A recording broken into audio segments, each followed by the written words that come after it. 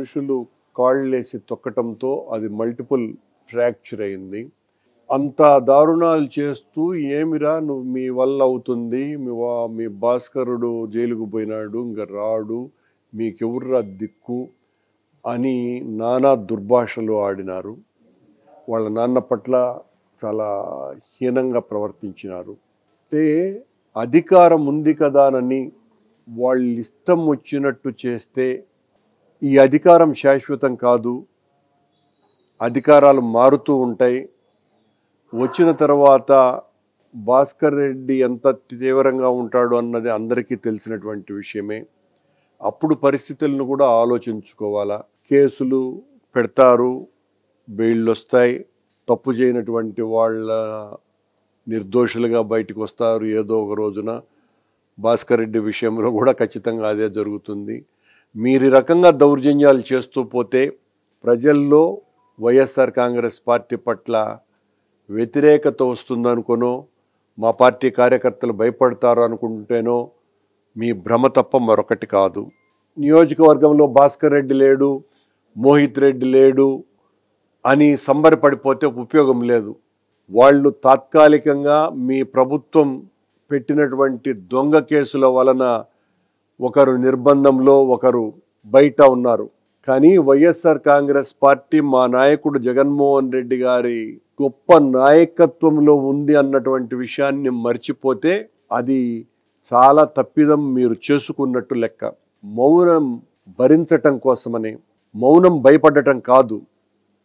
ఈ రకంగా కనపడ్డటువంటి వాళ్ళు ఇప్పుడేమో పనభాగం సర్పంచి మీద వాళ్ళు ఉన్నటువంటి దళితుడి మీద, అజయ్ కుమార్ మీద, వాళ్ళ భార్య మీద దాడి చేసినారు. నిన్న ఈ భార్గవు, దామోదర్ నాయుడు గారు, ఆ భారతమ్మ మంగళసూత్రమే తెంచేసినారు. ఏం చేయదలుచుకున్నారు? పైకేమో చంద్రబాబు నాయుడు గారు మాయమాటలన్నీ, శుద్ధులన్నీ చాలా గొప్పగా చెప్తూ ఉంటారు. మా ప్రభుత్వం ప్రతీకార చర్య తీసుకోదు, మా ప్రభుత్వం అలా ఉంటుంది ఇలా ఉంటుందని. ప్రతీకార చర్య తీసుకుంటుంది లేదు అనేది కాదు, అసలు మిమ్మల్ని వ్యతిరేకిస్తేనే మీరు చేతులు కాళ్ళు ఇంచేస్తున్నారు, తాళిబొట్లు లాగేస్తున్నారు.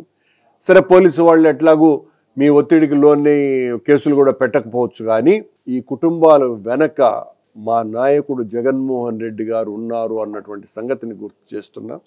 అవసరమైతే వీళ్ళ దగ్గరకి సాక్షాత్తు జగన్మోహన్ రెడ్డి గారే వస్తారు.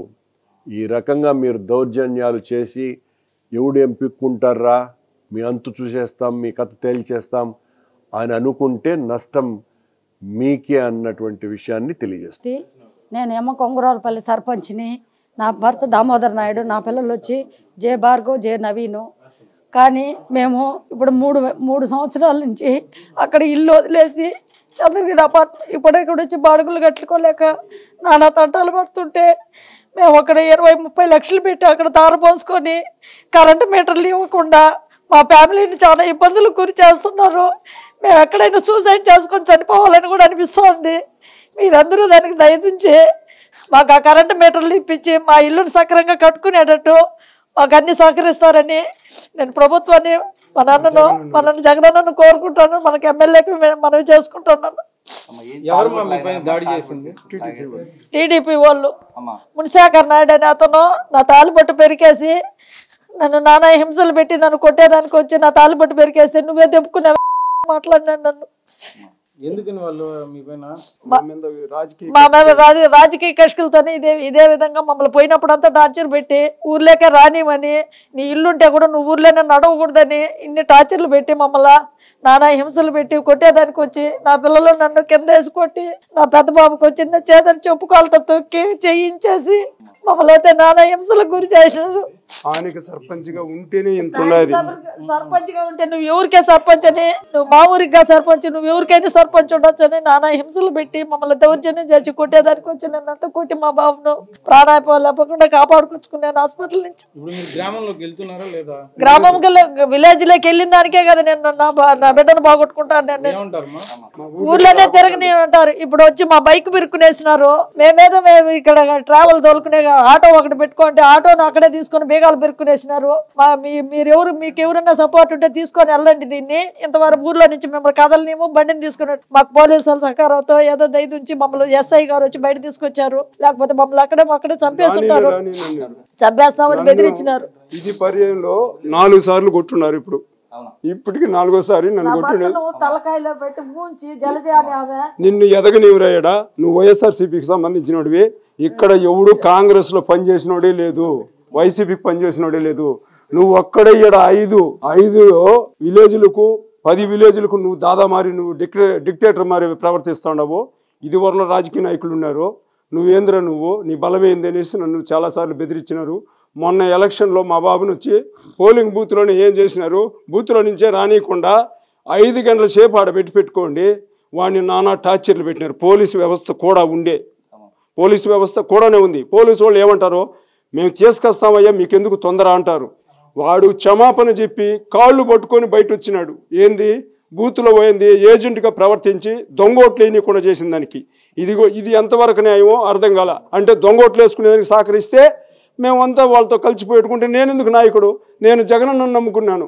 రాజశేఖర రెడ్డి దేవుడు అనేసి ఆ రోజు రాజశేఖర రెడ్డి నాకు ఆదర్శ రైతుగా ఉన్నా. 2004 నుంచి 2009 వరకు ఆయన చనిపోయేంత వరకు 2011 వరకు కూడా కొనసాగిన. మన గవర్నమెంట్ పోతానే ఆదర్శ రైతులు పోయినాయి.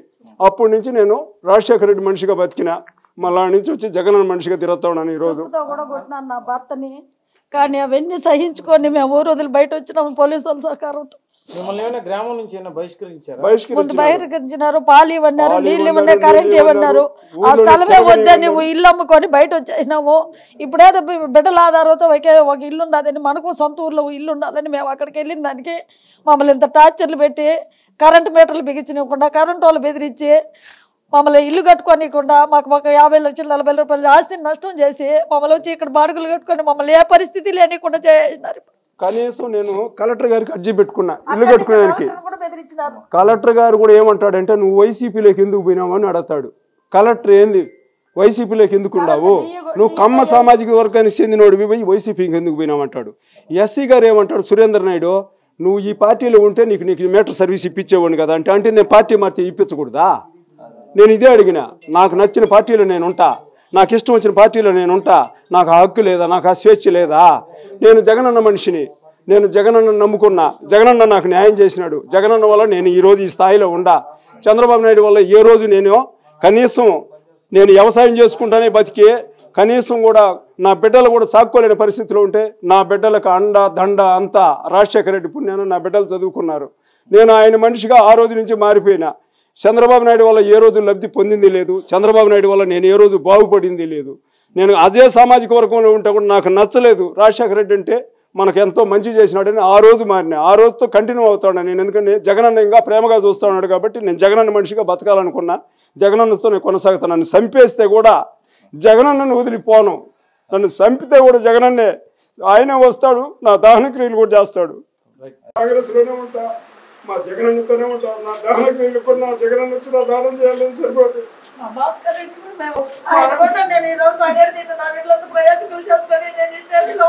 బిడ్డలు చదివే ఉండరు.